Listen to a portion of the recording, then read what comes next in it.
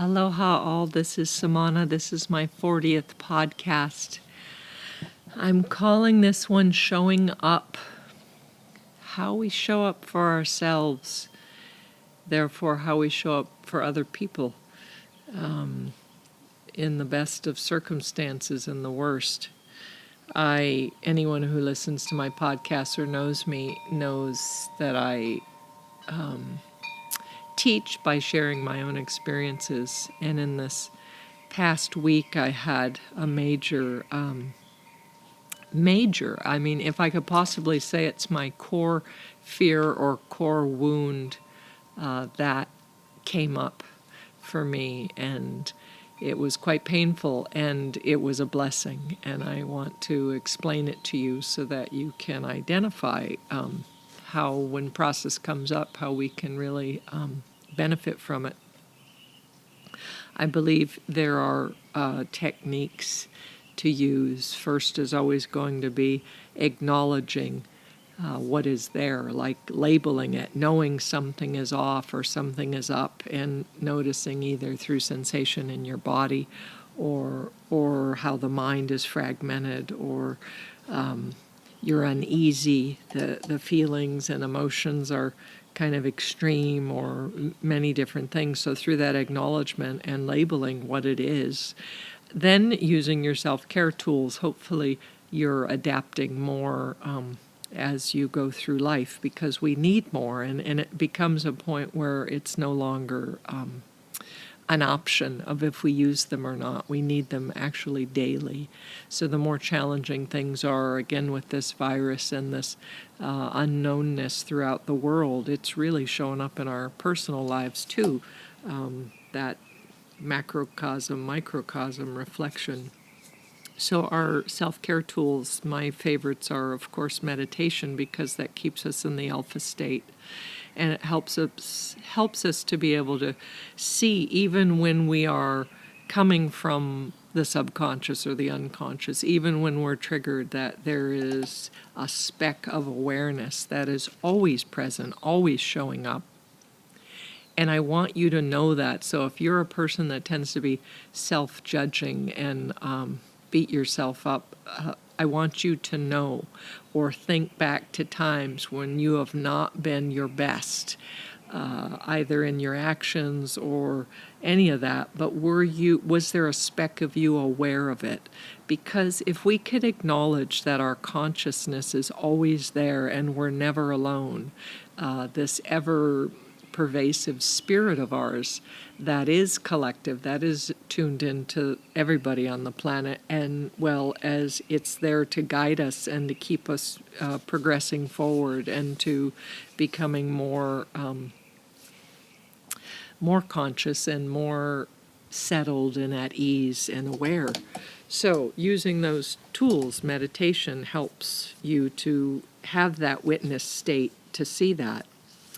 And journaling, sometimes. For me, it's always been journaling since I was quite young, and I always tell clients that just journal, journal, journal. And I know a lot of people have a resistance to it, but there is a scientific studies, something about the act of writing, the old school writing, pen and paper, to see how it kind of helps to decode the brain and bring out that more other aspects of your brain than we're used to in our logical mind, the creative side of us, the less linear side of us. And then, of course, when you're triggered or when you're not in a good place, sometimes jumping around, exercising, going for a run, just so that the excess energy, the drama, that contracted, stuck energy can flow and move. So that helps us.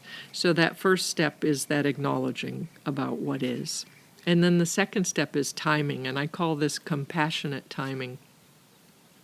So compassionate because regardless if it's towards yourself or another person, it's actually that knowingness or more clarity of when to act or when to wait. Until our mud settles. So I've used that expression often, where it's that Tao Te Ching poem that talks about, are you patient enough to wait until your mud settles and the water is clear before acting? And I've said we all have mud. The highest beings in our life have mud, but they stay still enough and calm enough until it settles, and then we can see clearly through the water and then know what to do. So that second step is compassionate timing. And the third step is actually taking action of repatterning, making the conscious steps, making amends, showing up to yourself or to someone else if they were involved. And once the storm has passed, being able to say, okay, this is, I apologize for this action, or this is what was happening with me, and this behavior triggered this, like just more of an explanation, and then going forward and making agreements about how we will go forward, if that's with another person or with yourself. You could write a contract or an agreement to yourself. When this happens, this tends to be a hot spot for me or a painful area. And so I'm going to be kinder in these circumstances because this may rear its head again. Things like that. So now I'll tell you my story.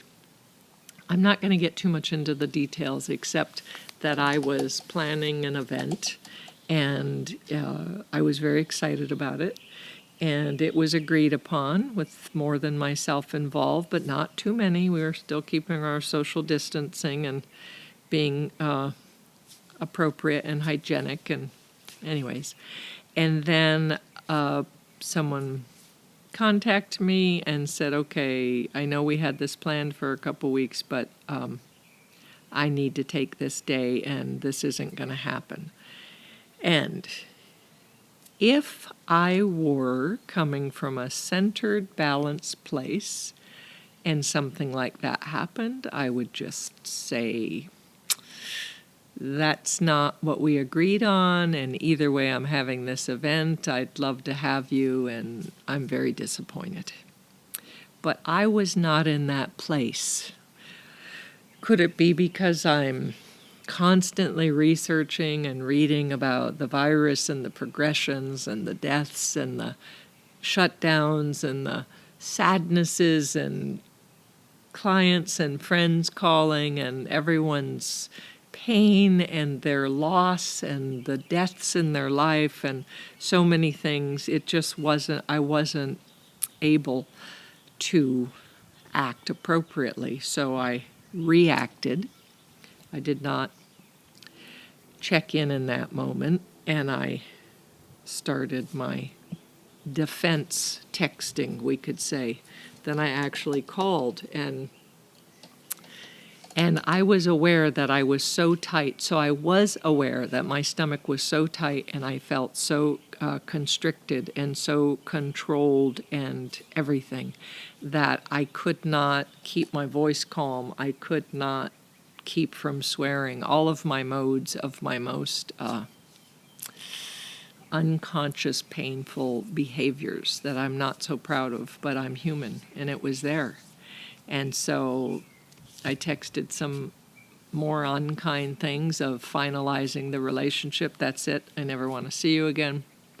And then proceeded to cry a lot and started looking at things. And in that moment, because I was aware of, okay, I knew I was in a very numb place. My body was numb, so I couldn't quite feel except the pressure on my heart. And I was also aware that I'm not thinking clearly, because when we're in a traumatized state, regardless if it's from our past that it's reactivated or something that's presently happened that traumatizes, our mind fragments and it does whatever it can to compensate. And that could be block information out, it could be to rewrite it and distort it, it could be so many different things. And I was aware that my mind was fragmented and I couldn't see clearly. So with that, I kept trying to breathe, notice, inhale, exhale, and just really trying to stay present, stay grounded in my belly. And I also was bringing that tenderness to my inner child, where I was trying to hold myself, where my arms were literally like around my belly, and I was holding myself as if I was this little girl in a lot of pain. And during this time, doing those little things, even though I wasn't shifting from the pain, I wasn't able to change it, there was so much potency in what was being offered and shown to me. And what was being shown to me was all of these scenarios from when I was a baby and a young child, that it was like one movie snippet after another, all coming to my awareness, because that pain was so old in me that with it comes the programming, let's say, the events that programmed a belief. Therefore, that pain within our beings, within our bodies.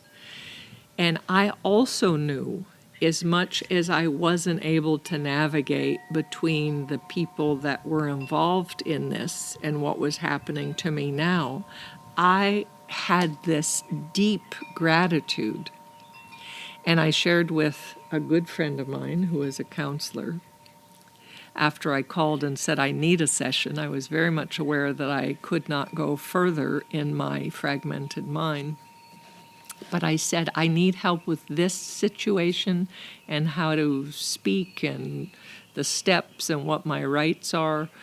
But more so, I don't want to move through this too quickly, because I've never been so aware of this core pattern, this pain, so clearly in my entire life, and I'm in my 50s. So I knew this was a gift, like the universe, God, whoever, Jesus, Buddha, all of them were saying, you have an opportunity to see what runs you, like what is at the core of your belief systems that have prevented you from feeling love, feeling connection, going forward, feeling worthy of value, all of those things. Because what was coming up for me was that I'm this outsider, that I am not connected, that I'm not of value, that I'm not worthy, that I'm low on the totem pole, and if something happened to me, what would matter? Who would really, they'd be sad for a little bit, but I'm no significant point in any one person's life. And those were all the thoughts that were coming up. So those aren't clear thoughts, and those are thoughts, unfortunately, that people that actually do decide to end their life, that is where their mind is stuck in, that it gets trapped in this falseness, in these fragments of ideas and overwhelming of thoughts and things that are reinforcing the pain that they're feeling and why this is so. But that part, this podcast is called Showing Up, that speck of awareness that is always present, even under the most painful circumstances, the deepest loneliness, the anger raging, the grief that's endless tears. There's always a speck of witnessing, watching, and present, non-judging, compassionate, tender. And that is the part we want to cultivate in ourselves, so that we're never too far gone, that we do get stuck, that we do go in a direction of no return. So the part about that acknowledgement, that first step, where I knew that I had blind spots and I knew I needed help, and called my friend and said, I need a session. And that was a humbleness. You have to remember, I've counseled for so many years. I pride myself on my awareness and my insights and my clarity, but this was my pain, and we all have our blind spots. So wisdom is in knowing when you are in your blind spot. I also had a conversation this week with someone that, a young guy that's very sensitive, very wonderful with dealing with a lot of trust issues, wondering could he ever love again or trust anyone again. And I said, well, trust comes from within. So when we trust ourselves 100%, meaning I trust that how I take in information and stimulus and how I read other people, I trust that to the best of my ability, and that is why I'm going to trust others. So there are tools that we can do to help. So if we think of our being as this complex circuitry of the thinking brain, we have the thinking brain from the actual physical brain, we have the feeling brain, which is our heart, and we have our gut, which is our discerning brain. And there is an exercise you can do if you'd like to do this now. This helps clear out your circuits. So we're a series of electromagnetic systems, we're a series of blood flow and lymph and neurons and water, fluids, and so many things that are pulsing throughout our body. The breath moves, our circuitry. But when it gets tight or tangled or distorted, blocked, then our ability to show up and be present and to be clear in our feeling and our thinking and our discerning gets distorted. So a daily practice you can do is take one hand as if it's receiving, but your fingers are close, your forefingers are together, and put it at the base of your skull, your occipital ridge, and take the other hand and tap at the top of your head, at the crown of your head, and just tap, tap, tap, tap as you breathe in and out.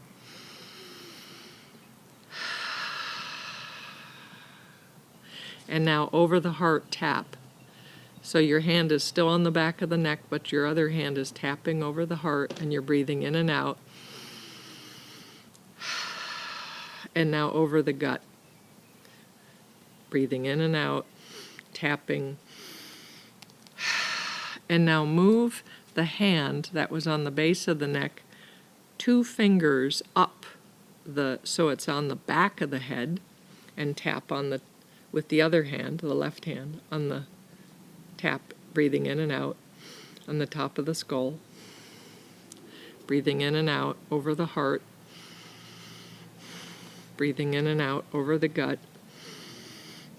Now move the hand that's on the head at the top of the head, tapping at the front lobe, breathing in and out, over the heart, breathing in and out, over the gut, tapping, breathing in and out. Take a couple deep and cleansing breaths. See how your circuitry feels. See how your system feels. See if there's any ease or any more flow, or if there feels like there's spaciousness and movement now. And if that exercise works for you, use that on a regular basis. Make that part of your meditation, part of your exercise, part of your being outside. That only took a moment to do that. So, back to my story. I had my friend helping me. I told the details through tears, through anger, through crying. And I also was saying that I don't want to miss this time because I've never seen this so clearly in my life, these patterns of feeling like the outsider, feeling of no value. And I had experiences from my past to support that belief system and that view, and to see how I believed that were true. But the fact that it's coming up now, it means my being is ready to release that. It no longer needs that belief system or that pattern, or it's no longer serving me for what I wish to bring into my life, what I am bringing into my life, how I want to repattern that. So I feel like, so that happened on a Thursday, And by Saturday, felt like light years have passed, felt like so much process, so many eons have passed, and I felt so clear and centered and aligned, and made amends, and contacted the people that I didn't behave so highly with and said, I'm sorry, this is what's happening, and made an agreement to have a further discussion, to have agreements in the future when this circumstance comes up, since I need that for myself and I need that with other people that matter to me, just so that I know that we're on the same page. And I don't want my old pattern to be a reflection of or a filter of how I see things when we are in times that we have to be present, that we have to adapt to new circumstances as our children grow older, as we have new needs and other needs of safety. So many things matter there. So all of that is important. And just so you know, during that time, because this had to do with another individual, I was being offered where they were going to come over and we were going to have a discussion. But this was on Friday, where I was still in the crisis of it, still in the trigger of it, and knew that my mind was not clear, my heart was not clear, and my mechanism when I am in a unsafe place is anger and defensiveness. And I didn't want to be in anger and defensiveness. I want to be in clarity, and I want to be in integrity, and to be able to listen. And there was no space to listen. And the offer was that this person would show up with their friend. And I said, I could do this with you one-on-one, but if you brought your friend, I would feel ganged up on, and that would reinforce the feeling of being the outsider, like you had someone that you were,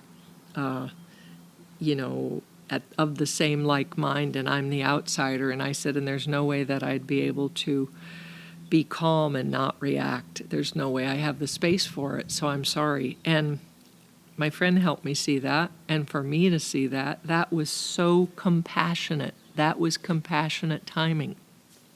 That was a major breakthrough, because I tend to always want to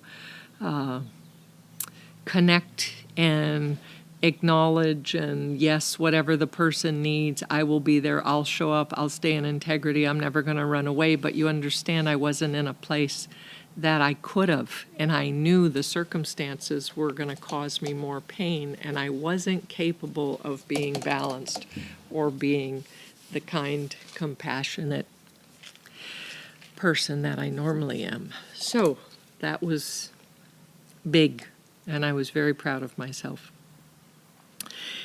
And so I do plan on having that meeting this week, that agreement, so that in the future we can hold this and honor each other's space, and that's beautiful. I'm grateful to my friend who was there for me, as I am there when any of you out there need me. This is the time, like, to really know when we're in a blind spot, find someone that you value and listen to them, and ask for feedback, or say, I just want to be heard, and can you listen to me and tell me what you heard? And then at some point, if you want, you could say, can you give me feedback more than what I said? Is there, can you do more questioning, open-ended questioning, so that we could unravel this more, because I didn't get to the core yet. So my showing up, I'm fairly aware at seeing what's happening, but I was seeing so many things at once that I just needed to give it time so it could settle, and I feel new. And again, how new and how is that repatterned? I don't know yet, and we don't know when we're coming out of a process until enough time passes. I mean, it's been a week and a day. No, it hasn't even been a week, okay? It's been 6 days. This happened last Thursday. I'm doing this recording on Wednesday. So again, dog years, it seems like so much time has passed. But I'm finding, as I was walking in the park yesterday, and as I'm sitting outside right now, and you could probably hear the birds, and the sun is on me, and my wind chimes are there. So this is my outdoor podcast, which I love that, that I'm seeing there's this tenderness that I'm giving myself. There's this, like, my heart is soft and fluffy, and this vulnerability that I'm really acknowledging and allowing to be there and not trying to fix it. So with all of us in these times, most people that I'm talking to, friends or family or counseling, is it's really important that we allow whatever is authentically showing up. If it's ugly, if it's uncomfortable, if it's painful, if it's joyous, not to feel guilty that it's joyous. You can grieve and feel a moment of gratitude or joy all in the same space, in the same breath, in the same day, and not feel guilty about it. If you're feeling guilty because you have a job, because you are moving forward and other people have no way to feed their kids, or are afraid of, they have no way to protect because there's so many people living in one home, and what if one person gets the virus, they'll all go down. Like, there's so many feelings going on out there, and to just be kind and compassionate and show up to yourself to say, this is okay too. And label it and find someone to share it with. And if you don't have anyone to share it with, then journal it. Journal, this is what's up today, as I said in the last podcast. Checking in when you wake up, part of your journaling. Who am I today? And what do I need, and what's happening? All of that matters to stay there, because it doesn't stay long. It does actually, everything has a cycle, everything is impermanent, and this too shall pass. All of that does pass. So keep up your journaling, keep up your meditation, know when you need help. Again, I always offer counseling services. I'm doing sliding scale, whatever you can offer. If you still have a job and things are good, then I'm 2 sessions for $150. If you are without work, make me an offer. Contact me, 808-283-7587, or you could text or call, or Samana, SAMANA, at spaluna, SPALUNA.com. And David Garrison and I, we had our meetup last week online, our Zoom meetup for Be a Relationship Architect. And if you want to join our group on Facebook, we're posting relationship articles, several in a week. And it's always, again, the answer is showing up for yourself, the self-care tools, and how we treat ourselves, how we respect ourselves, how we trust ourselves, how we are kind to ourselves, how we don't push ourselves, how we can be soft even when we're not so proud of our behavior in this moment, and still be gentle and be that compassionate authority to ourselves that, I see you're having a hard time. I see you're overdone right now. I see you haven't slept well. I see that you don't know right now. All of those things. So be that for yourself, and then you will know that energy and how to put that for someone else when they come to you and when they need you. And this is about us trying to stay as balanced as we can in these times. And so we are going to, join us on Facebook, and we are going to do another Zoom meeting. And again, that one's for donation. It could be $10 or nothing. You'll get your link either way, whatever you can afford, and share with friends. We had 12 people last Thursday. It was very wonderful because we come up with questions. We show you some communication styles, and then we put you in chat rooms. And the feedback I had was everybody was quite excited about it. And for some people, they were used to that type of connecting and interacting. And reflective listening, and for other people it was new for them, and it was, the soul like lightens up and gets happy, because it's like, wait a minute, this is soul food. This is feeding me on a different way than the Western mundane world has fed me for so many years. So for any of you interested, please join us or contact me, and I could let you know how we're going to do that. And many blessings. Keep breathing. Inhale, exhale, and do your best. Blessings and aloha.